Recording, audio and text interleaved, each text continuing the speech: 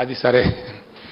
అయితే ఇప్పుడు Bharatiya Janata party Goebbels అంటూ బతికింటే పాపం వాడు సిగ్గుకు చచ్చిపోతుండే.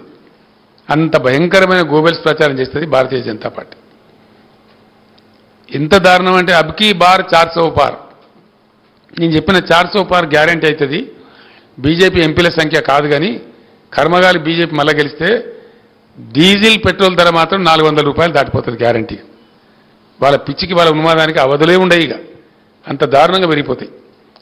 ఎందుకంటే బీజేపీ ఎజెండాలో ఏనాడు కూడా పేద ప్రజల భాష ఉండదు, కార్మికుల భాష ఉండదు, రైతుల భాష ఉండదు. వాళ్ళ ఎజెండానే ఉండదు అసలు. ఈ పేదలు ప్రజలు, సామాన్య ప్రజలు, దళితులు, గిరిజనులు, రైతులు వాళ్ళ ఎజెండాలనే ఉండదు అసలు.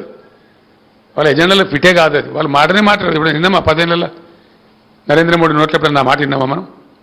లేదా బీజేపీ అధ్యక్షుడి నోట్లో విన్నామా? ఆ మాట విననే రాదు అసలు ఆ మాట. ఎందుకంటే అన్ని జూడ నినాదాలు, ఒక 150 నినాదాలు ఇచ్చిండు ఆయన నరేంద్ర మోడీ.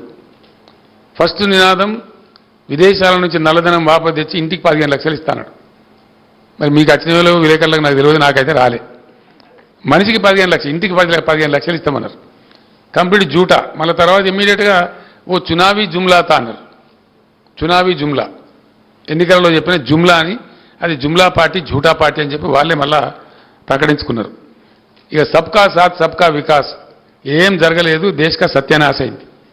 సబ్కా సాత్ లేదు, సబ్కా వికాస్ లేదు, మను లేదు. ఎవరి వికాస్ జరిగిందంటే గిరిజనుల, దళితుల, మహిళల, రైతుల. 750 మంది రైతులను పుట్టన పెట్టుకున్నారు కదా ఢిల్లీలో.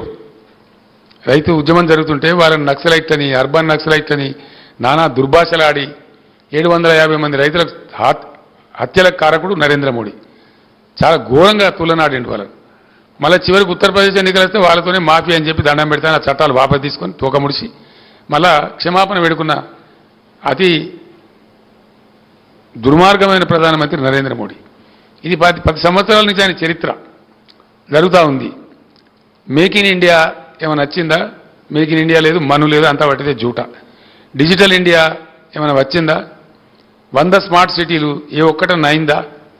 అట్లనే స్కిల్ ఇండియా ఏమి అంత బట్టి ఇటువంటి ఒక 150 కథలు అన్ని బట్టి డైలాగులు, ఒక దంపుడు ముచ్చట్లు తప్ప. ఇక రైతుల ఆదాయం రెట్టింపు చేస్తామన్నాడు. వాళ్ళు చచ్చిపోతా ఉన్నారు, వాళ్ళు జావ కొడుతున్నారు. 2 కోట్ల ఉద్యోగాలు ప్రతి సంవత్సరానికి ఇస్తామన్నారు. ఇలా 30 లక్షల ఖాళీలు కేంద్ర ప్రభుత్వంలో. అది భయంకరమైన విషయం. బుల్లెట్ ట్రైన్ అన్నాడు, అది రాలేదు, మను రాలేదు. స్వామినాథన్ సిఫార్సులు అన్నాడు, అది కాలేదు. అంతా వాటికి గ్యాస్. నరేంద్ర మోడీ 10 ఏళ్ల కాలం అంతా ట్రాషు, గ్యాస్ తప్ప ఏ ఒక్క వర్గం ప్రజలకు కూడా ఏ మేలు జరగలే. ఇక పోతే ఘోరాతి ఘోరంగా ఆయన వైఫల్యం ఏంటంటే GDP growth, countries GDP growth 2004-14 మధ్య 6.8 ఉండేనండి growth. GDP, national GDP growth was 6.8%.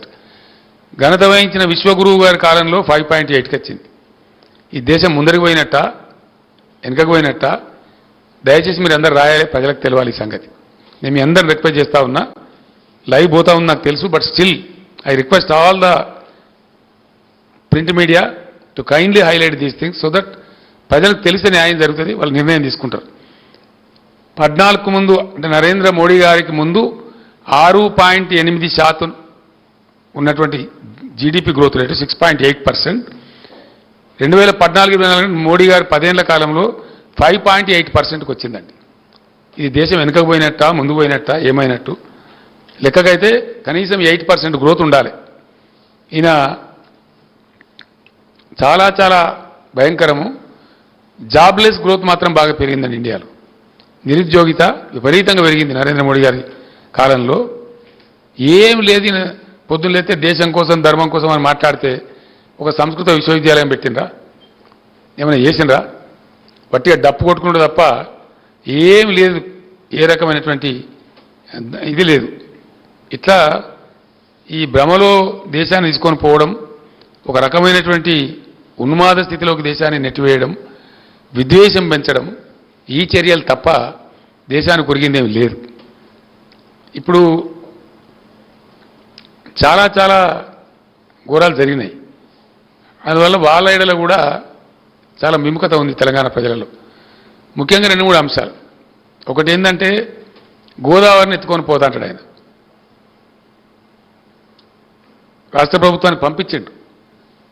NWD అని ఉంటుంది, నేషనల్ వాటర్ డెవలప్మెంట్ ఏజెన్సీ అని ఉంటుంది.